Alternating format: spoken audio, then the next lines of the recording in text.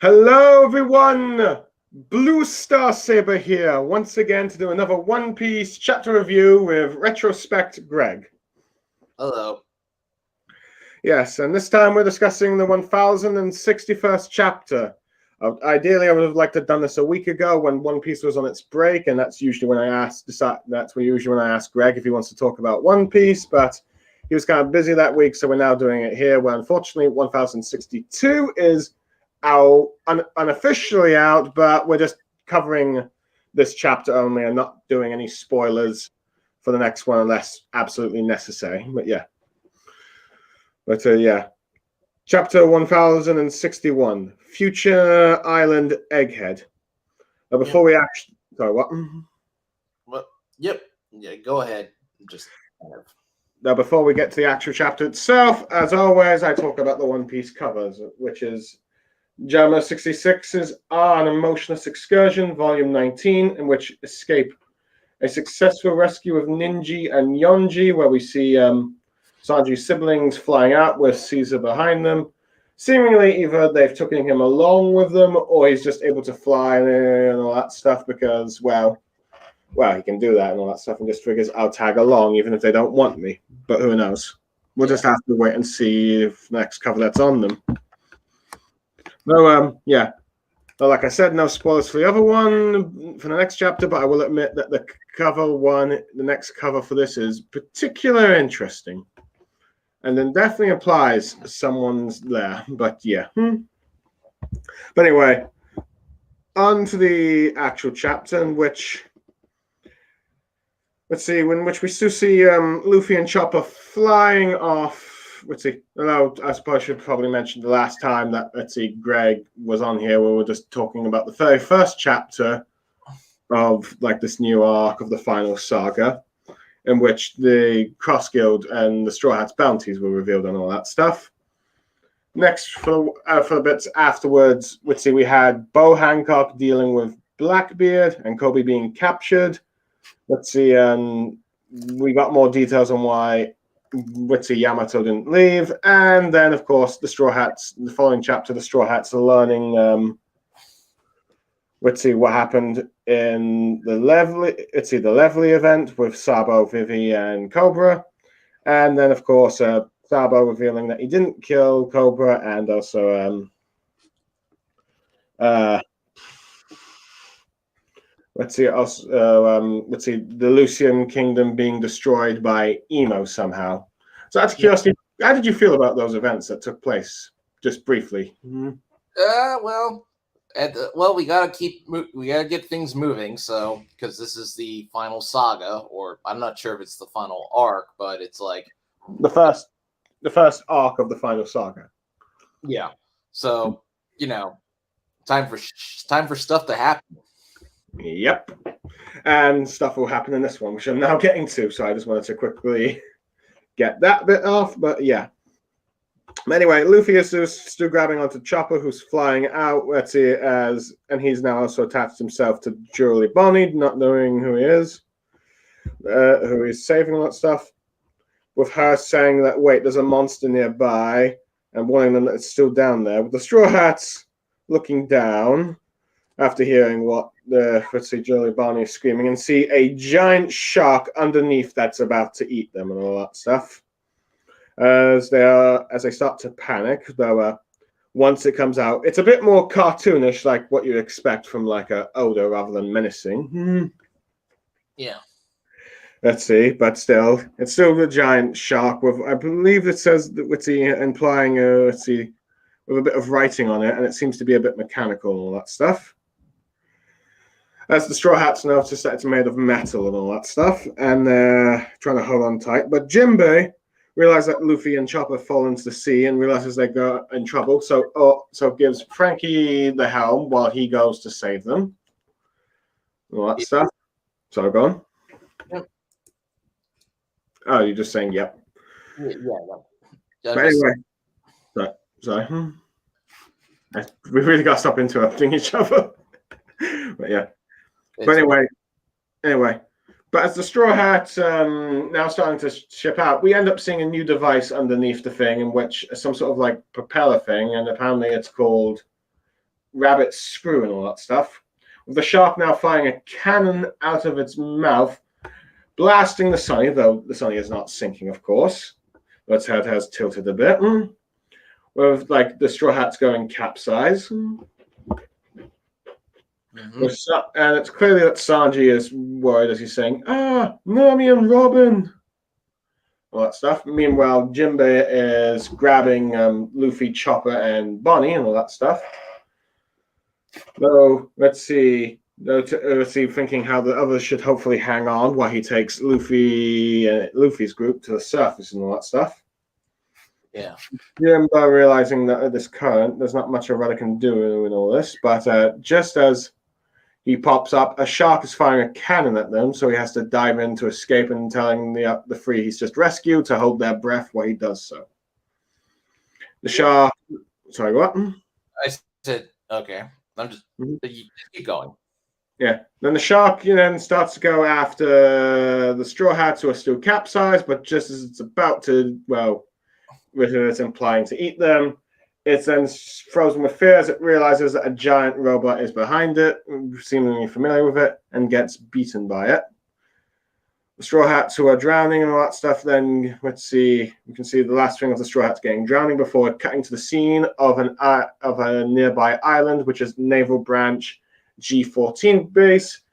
And for the first time since the Dressrosa saga, or just at the end of Dressrosa, we see the return of Navy HQ Captain Tashigi and all that stuff.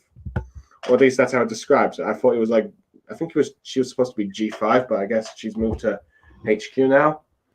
But yeah, she's treating the kids that we've seen from Pankadze, their medicine and all that stuff, which they don't seem to like, but it's working, as it seems that they've shrunk quite a fair bit and all that stuff. Which, though, granted, it's probably been a while since I've read or watched Pankadze. I'm unable to tell with the way Oda's drawing, but yeah. But anyway, she is then, she is then talking to Navy HQ G Base 14 Commander Vice Admiral Doll, a sort of punk goth-looking Navy Vice Admiral and all that stuff. Because apparently she's getting sick, of Hypermo coming about, complaining and all that stuff. But Tachiski's a bit, is understanding of his situation, given that his best friend is being kidnapped and all that stuff. Not to mention about, and not to mention she also sort of admires Carl Obi as a valid officer that came after him, and showing he's probably made quite a big name for himself. And then we see Hypermo, who is identified as also a lieutenant commander of Sword, along with this new person called Navy HQ commander of a Sword called Hirabari, as they're both begging their superior to try and come and help Kobe and all that stuff. Apparently, Kobe has done quite a lot for this. Sword commander, all that stuff. Let's see if they're asking the superiors to go. To them to Pirate Island and all that stuff. Interesting, they use the term Your Highness or Prince, depending on the translation you're reading. But as we're introduced to Navy HQ Rear Admiral of Sword, Prince Gruss, who I'm not sure if you've noticed, or at least noticed what people have commented on social media, that this group of navies are the ones that are from that Capone Beige mini cover story of where they went to go find Lola in Dressrosa or not, and these are the ones that mistaken Lola for a chiffon. Okay. I take it you did not notice that. But fair enough, but yeah. I guess we'll talk a bit more about it a bit later. But yeah, they don't really want to go crawling in there he doesn't want to go crawling in there with all those nasty pirates from Blackbeard's crew, as it's not wise to pick a fight with a Yonko unless fully prepared. Yeah. Let's see. And apparently it's also why they call it full of lead or something, but that might just be some traffic. But let's see, Apollo's saying that given the fact that they're so close to Egghead, let's see, they could take the Separum, which was one of the things I forgot to mention was introduced, let's see, during the chapter thing, in which appears to be mini Pathista clones of the Warlords, let's see, with Lunarian DNA and all that stuff, and abilities. Out of curiosity, what do you make of that concept? What, Vagabond? Well, no, the Safarian, those special Pathistas with Lunarian DNA that appear to be based off the Warlord that so far appear to be in their children. Well, I think Oda's just delving into the history of this world a little more. Mm-hmm. The way Oda expands this, world. It's Yeah, and it seems like he's finally bringing it all together, if you will. Yeah, he's got to bring it all together because this is the final saga. Yeah, he's got to wrap up I don't know how many questions, neat little bow before the end of the series. So and we'll get to that more in a bit. But yeah, but of course the Navy, let's see, Prince Cross is telling them that they're not going to do that and all that stuff, and they haven't even gotten contact with Drake yet. So there's nothing they can do since, well, technically, I guess he's the leader of Sword, but yeah. Yeah. But anyway, we then skip back to Team Luffy, where let's see, Boney is complaining about how Luffy does not seem to realize that she is also part of the worst generation, and that she was there in Sabi 2 years ago. Which Luffy saying, "Oh, you're from that generation." As we see them drying off their clothes and all that stuff, and yes, let's see, that it does include a bit of a how should I say it? I guess you could argue a bit of a fan service kind of scene with Julie Bonnie, but not really like the in-your-face one, if you will. Yeah. On one hand, let's see, granted, this is probably arguably, when it comes to the topic of fan service, this is probably more what I would prefer most anime and mangas do rather than what we usually end up getting. But yeah, as I'm pretty certain you've heard some of the controversy with My Hero and Boruto lately. Okay. Take it you haven't? No, I haven't. Fair enough, but then again, I suppose you don't really want to read Boruto, and I don't think you've ever gone into My Hero Academia. Yeah, well, I don't know. My Hero Academia, I haven't read it because apparently there's some controversy about some invisible girl or whatever. I'm not familiar. Oh, yes, that's the recent controversy I was talking about. I mean, it seems like everything's a controversy, and I've kind of lost track, and it's all kind of like a blur to me now. What's controversial?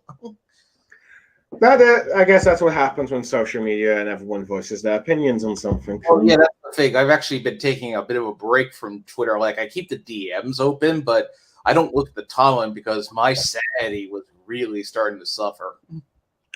Fair enough. But yeah, I guess let's see. But I guess moving on from that bit, she does thank them for saving him, but still points out that they are enemies / rivals, if you will. Now Luffy ends up calling her the name Boogie and all that stuff. Now, as she sees Luffy and Chopper mucking about drying themselves off, she's wondering how on earth these guys are supposed to be an emperor and a crew and all that stuff. She also ends up asking about, let's see, the bounty poster and its white hair and why is it black instead of white and all that stuff, like the papers are making a big deal out of. As Luffy explains, that's what it's like when he's free. Now, she has no idea what it is, but the others end up asking about what happened to her crew. Well, actually, she ends up asking about their crew and shocked that Jinbei's actually joined them and all that stuff. Which Jinbei ends up asking her what happened to her crew, which she says she's came along as they start to all now dress themselves. Yeah. Apparently the metal monster ate their ship, which she says she's hungry herself, which Chopper and Luffy agree, wondering if they can find a restaurant and asking each other to have some money. But she gets annoyed by saying that they're on a government island. There's not going to be any restaurants here. And apparently the island is called Egghead, a place 500 years into the future. And apparently this island houses Dr. Vegapunk's main laboratory, with Luffy recognizing the name. Let's see, with her saying that she's going to give him a piece of her mind and all that stuff. As they don't catch to the giant mecha, who has now brought the Straw Hat ship back up to the surface, with Usopp and Frankie going, giant robot, like with the boys and young men always do in One Piece. Yeah. Of course, with Oda, one thing I will say this is that all his female faces look exactly the same. Yeah, that is, unfortunately, let's see, one of the things. On one hand, when it comes to fan service, Oda isn't as bad as other mangaka, but he still ends up drawing the majority of them having the same body type, which is Nami. Yeah. Well, I think he's exaggerated Nami's body type as the years have gone on. Yeah, that as well. And then sometimes there are certain characters who I wish didn't have that body type, but let's not get into that. But well, I unfortunately, I always felt Kishi was the best about doing fan service with his female characters, but even though actually writing them was yeah. In terms of drawing them, Kishimoto is the one that was the most fine. Writing them, one of the most problematic. Yeah. But who knows? We could probably do an entire stream about anime and manga and portrayal of female characters. Well, look, that's a whole can of worms. Yeah, but that's a whole can of worms we probably don't really want to get into unless have to. Because I think people have done that many times, so... Yeah. It's been said, it's like until the target audience, which is young boys, complains about this, nothing's going to be done about it. Yeah, and I don't see Japan boys doing that anytime soon. Well, I don't think they care, personally. No, probably not. But yeah. I mean, look, I know Japanese have different values about some of this stuff compared to America, but, you know. Yeah. Sometimes I wish they would show restraint in certain aspects. That's all I'm just going to say. Look, I'm not saying Japanese have different views on what is and what is acceptable, and it's not necessarily right or wrong. It's just how it is. Yeah. It's just me personally. I just prefer that they would restrain themselves in certain places. Yeah. But yeah. But let's see, getting out of that topic, back to so Nami and Robin kind of have the same expression. So a bit more serious, I guess. Same with Brock. And also, Caribou seems to be out of his barrel as well, for all we know. Anyway, someone comes out of the robot and all that's talking about how it's another failure and all that stuff. And it seems like it isn't, and question why isn't it possible to control the urges of living creatures, which Sanjay comments someone has popped out. As she ends up starting to pay attention. But Frankie ends up not wondering who that is, but thanks them for saving them. But the person in question says that, let's see, is just saying that she only ordered the Mecha Shark to do some recon, report, and bombardment. It doesn't want them to eat because valuables are left behind and all that stuff. And so thinks it's now in the programming. But she just tells us, let's see, as she describes it, filthy pirates who said that she was saving them. And she is none other than the humble genius hired by the government, revealing herself to be Dr. Vegapunk, shocking. Let's see, the Straw Hat ending the chapter. Mm-hmm. So now that the summary, which I probably took a bit longer to do, though we did talk about a few other topics, but let's see, what did you make of this chapter, Greg? Well, it's pretty much moving forward. It's, setting up the saga, this arc story. Vagabond, finally appears, which is like, Yeah, after let's say a couple of chapters of wondering what is going to be next of one or what is going to be the next arc and all that stuff, we finally got some answers to it. Yeah, I remember Otis mentioned something about he wanted to do some kind of robot story after One Piece, and maybe this is just his way of doing it. So yes, I believe he did talk about that, but given how fact that One Piece is going, let's see, about I believe 25 years now. It's like, let's see, he's probably, and once One Piece is done, he's probably wants to retire and all that stuff, or at least just do one shot. So, if I'm going, it's like if I'm going to end my manga career with One Piece, might as well do mechas. Yeah, No, I will probably say this. One Piece, at least, has managed to do it in a more organic way compared to, say, what Naruto did with cyborgs and Boruto. Well, yeah, the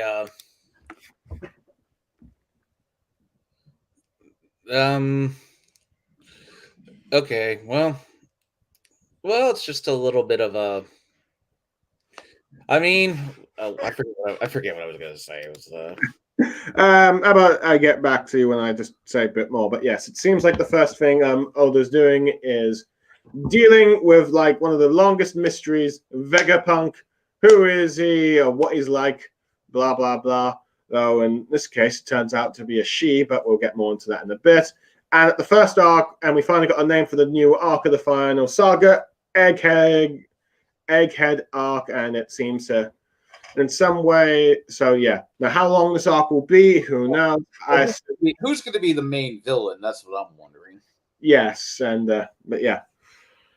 But well, it's going to be it's not going to be Blackbeard, I don't think. No, let's see. Blackbeard just briefly appeared in this arc, so it was just setting up with like what he was doing. Well, Blackbeard wants somebody's power. That's what he's after. Yeah, he was after Boa Hancock's devil fruit. That was that was the mystery of what was going on with one. My prediction is, Luffy and Shanks are going to meet soon, or at least that's maybe at the end of this arc. That's my guess. I assume they might save it for like the next arc or something like that. For now, I think they're just going to be dealing with Vegapunk and all that stuff. Yeah. But yeah. That's the other thing. I'm predicting Blackbeard might kill Shanks in front of Luffy and just say, I've been waiting for you at the One Piece for the grand finale. Don't disappoint me. Yeah, though, granted, let's see, given the last few chapters, I'm starting to think that Emu might be the final antagonist. But Blackbeard definitely is the last pirate antagonist. Yeah. I mean, although it looks like really what Oda's going to do, he's going to have everybody just go where the One Piece is for the final battle. That's what he's going to do. Possibly, yes. But we'll just have to wait and see. But yeah. But, yeah. So, yeah, one thing that I do kind of like is the fact that, let's see, given the fact that this Vegapunk, we're seeing all kinds of mechanical things here, and particularly we see a sort of giant mechanical shark, and I kind of like how big it is with its covers trying to swallow the Straw Hat's ship and all that stuff. And let's see, but yeah, let's see. I like how menacing it was at first, but then became a bit more the silly, goofy side and all that stuff. And clearly now, as for like, I know some people are like, how is it the Straw Hats could not have easily handled the shark? But I think Oda has said that territory and location give advantages and disadvantages, and I think the Straw Hats were not exactly in the advantage in this cold environment, which I do like how this Egghead Island seems to sort of parallel a bit with what Punk Hazard was in the Frozen Island, and not to mention they're both dealing with scientists. Yeah. But yeah, so I think we can excuse that. But I do like how Jimber, being a fisherman and the helmsman, is already taking action of Straw Hat Devil Fruit users going overboard, and this is probably one of the biggest reasons why Jinbei is very fitting to be on the crew at this point. Is because, well, you need a very good swimmer to save the Straw Hats once they've fallen off in the water, especially in the New World, where it's supposed to be the most dangerous place ever, which seems to be the case here. But I do like the fact that the Sunny's got a new sort of like propeller thing to speed it up and all that stuff. By the way, given the fact that this is Vegapunk's island and all that stuff, many people are starting to, and not to mention the Sunny had like a new, was part of Frankie's wanted poster. Many think that the Sunny is going to get an upgrade here where it can transform into a giant mecha. How do you feel about that kind of prediction? Well, I mean, I remember Oda really loved it when Dragon Ball did that. Like, he said that was one of the things that made him want to become an artist. Fair enough. Knowing the Straw Hats, I'll probably try make it some sort of like Megazord, like, let's see, transformation. Or at least the boys in Straw Hats will, but yeah, if that does happen, of course. But I definitely say Frankie is most likely the one that's going to get a bit of focus in this arc, and hopefully an upgrade. Yeah. But granted, it seems from the looks of it, I'm assuming since Chopper and Luffy has fallen off with Jinbei, I'm going to assume that these two are. Sorry, that's just a Facebook notification.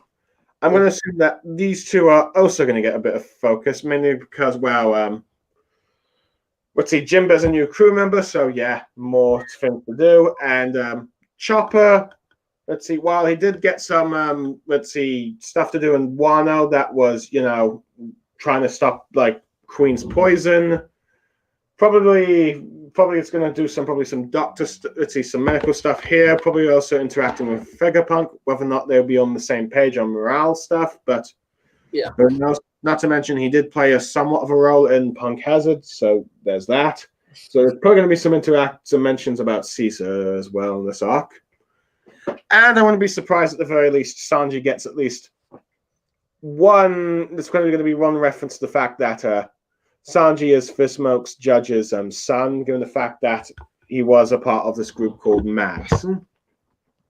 Okay. But yeah. But anyway, one thing I want to talk about is like the new Marine characters that were introduced here. Let's see, what do you make of them? Well, just a case of, expanding the Marine roster before the war. Yep. Let's see. Granted, there are quite a few Marines that we already know, but might as well add a few new ones. But yeah, but I believe Vice Admiral Dahl has become everyone's new favorite waifu, if you will. I think waifu stuff is so stupid. Yeah, but yeah, same here. But it seems to become but she does seem to become a new fan favorite due to her like a goth punk style look and all that stuff. Because most Navy end up just looking like, well, Navy soldiers, really. They usually wear the occasional fancy suits and all that stuff. Yeah. Well, I'm also working on my Unicron video. It's halfway done. I'll probably finish it tomorrow. Yeah, fair enough. You're just telling that if any of your viewers end up watching this. It's I don't know. There's this little bit. There's this like I tried to do like a monologue as Unicron. I digitally altered my voice to be a monster, but I'm still not sure how good it sounds. So I'm debating whether I want to keep that. Fair enough. But the other Navy we've introduced is that in many ways we are introduced to a lot of sword things, and it seems to confirm that Hapalno is a part of sword. And let's see, these guys from this mini cover story were also a part of sword. And at least, let's see, but I'll get more to that. But the one person that seems to be getting everyone's attention is the Navy commander called Hibara, who seems to be quite the Kobe supporter. Apparently, with the ways she's been talking in some of the other translations, apparently sounds similar to Akainu, leading to many who wonder, is this Akainu's daughter or something? Yeah. Yeah, so that's many discussions and rumors and theories going around right now. Now, I'm not sure if that's just the case of just someone that just admires Kobe, though I do find it pretty funny that if Akainu's daughter seems to be an admirer of like the Navy boy that he tried to kill and probably doesn't like too much. But yeah. But I do kind of like how you've got many of these Marines, including Tusky, who I'm glad that we got back, but I guess makes sense that she's back, given the fact that the last major arc she was in was Punk Hazard, which did deal with mad scientists. And it's nice that we got an update on the kids, and they have apparently been getting smaller, though I couldn't really tell the art style. But I guess they do not look as big as they used to. I'm not sure if the Straw Hats will reunite with them again or not because they're in G14, but I guess they're quite close apparently, so they'll probably have some interaction. But I do like how Hippono is like pleading to try and rescue his friend, and given the fact that they've got these Sephron, and given the demonstration we saw in like previous chapters, it just goes to show the Marines' confidence in them of replacing the warlords. But yeah. Okay. Well, I'm gonna wrap it up in a few minutes, so because I got a few news. So. Okay, fair enough. Then I just got a bit. See, I guess I'll just ask you just a few more things. Yeah, I might say a few more things, but let's see. Anyway, given the fact that one of the things that I've been trying to tie, let's see, just tying everything up. There was some there was like at least 2 members of the worst generation that have yet to be developed yet, which was Mad Monk Oog and Julie Bonnie. It seems that Oda's decided once again to sort of tie in some of the stuff together with with one of the worst generation, like he did in Punk Hazard, by having Julie Bonnie interacting with Law. I mean, Julie Bonnie interacting with the Straw Hats while they're also dealing with Vegapunk. Now I'll probably talk. Let's see. I do like their sort of interactions and just how casual like Luffy is around her and all that stuff. So there's that. But yeah, and it's clear that she's on this island for something. And I do find it interesting that she still doesn't have a crew, though granted, we have not seen her crew since they were beaten by Blackbeard, and then, let's see, she was captured by Akainu, apparently. Yeah. Now, granted, they did have a cameo in the One Piece Stampede movie, but from what I had to guess, so far, all of Julie Bonnie's appearances since her encounter with Blackbeard, she's been solo, so I assume that her crew is gone. But who knows? But yeah, I do find it interesting that she ends up saying that she's here for Vegapunk specifically on Egghead Island.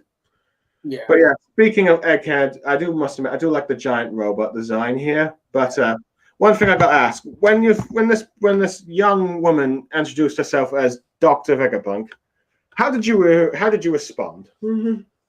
Oh, I forgot Vegapunk. I forgot about Vegapunk because there's so many characters that I just don't remember. Because it's like this is a long series, so it's like it's hard to remember everything. Fair enough. So it's not one of the ones that you would like too obsessed about when it comes to the mysteries of One Piece. Yeah. I take it when you sort of remembered who Vegapunk was, when you were getting this introduction, was this what you were expecting?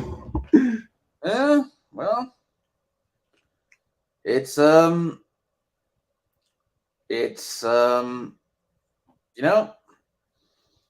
you never know what to expect from Oda, so yeah, let's see. I was expecting an old man as an introduction, but I was not expecting it to be a young woman. Now, granted, many have theorized that this is not actually Vegapunk's real body and all that stuff, given the fact that it's got Punk 02, and this is either some sort of, let's see, daughter or some clone or some cyborg creation that he has created to serve as a proxy and all that stuff. One of the biggest theories being that she's a clone of Sanji's mother, Sora, and apparently that this giant mecha and all that stuff is based on like the witty comic series in the world newspaper about that marine hero who fights Germa 66. That's one of the more big theories out there. I'm not sure if that one is true, though. I think if that's the case, Sanji would probably have some things to say towards Vegapunk about cloning his mother. No, I don't think that's the case, given the spoilers from the next chapter. Otherwise, Oda would have just made that creepy. All right. Well, I got to wrap up. I got to go. So, okay. Overall, thank you for joining me, but I'm still going to probably continue for a bit. But I hope that you join me again for One Piece sometime in the future. I don't know when. Probably when there's another break. But these next 2 months are going to be really busy, so I might not have time. Fair enough. But good luck with your Unicron video, I guess. And see you later. Bye. Okay, now that retrospective Greg has unfortunately left, I'll just now cover this chapter by myself and all that stuff. So, yeah, I'll probably just wrap up some of my detailed thoughts. I do like how powerful this giant mecha robot is, able to defeat the shark and all that stuff.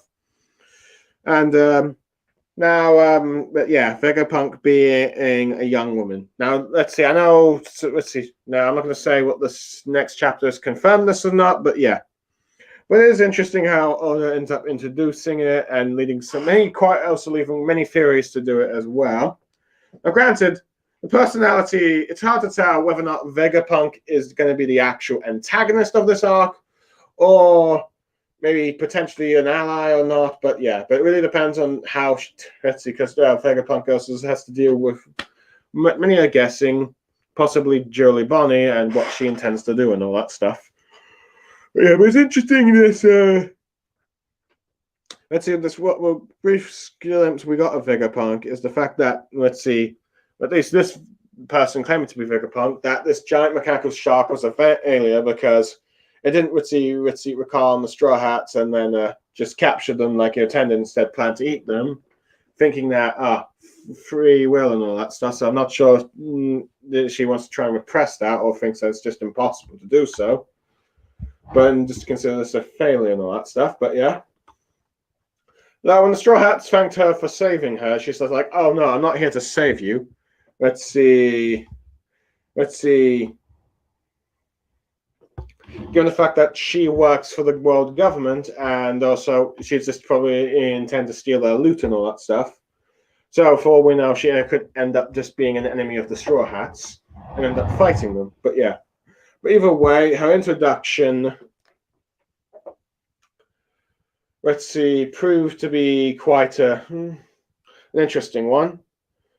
So yeah, honestly, it's leading a lot. Let's see, so yeah. And we'll see whether or not she's friend or foe, because, well, the Straw Hats do have some connection with through Kuma, and we might finally get some mysteries to solving that one as well. So yeah, overall, I think I'll give this chapter a 8 to 9 out of 10. It was a pretty simple chapter, really, with like the Straw Hats being separated once again and all that stuff. I probably should have mentioned that. The giant, let's see, dealing with a giant mechanical shark and all that stuff. Let's see, seeing Tatsugi and the kids from Punk Hazard again and all that stuff in G14 base. Seeing more members of Sword and what they're up to. I do wonder what's going to happen to Drake. It is interesting that, that he still hasn't got any contact. The Sunny has a new gadget underneath that we've just noticed. I like Luffy's interactions with Jolie Bonnie and all that stuff. He just seems chill while she's just more annoyed, just wondering how enough he's an emperor and all that stuff. And I do like that we're finally tackling Vegapunk, and let's see, Vegapunk's appearing in the most surprising way possible by, instead of being an old man scientist, turns out to be a young woman, though may not actually be the actual body and all that stuff, leading to quite a few mysteries. So yeah, that is exciting, and and the fact that we finally got this confirmation that, oh yeah, we're doing Egghead first instead of like something like Elbaf. But yeah, I think it's probably fitting given the fact that the first island that the Straw Hats visit in the New World was one where a scientist is, and now we got with the main scientist himself, and we'll see all the sort of scientific equipment that this guy has made that has arguably, let's see, able to replace the Warlords as one of the three great powers. So yeah, that's all I have to say. Once again, thanks to Retrospect, to Greg joining me, and for all who end up listening to this stream.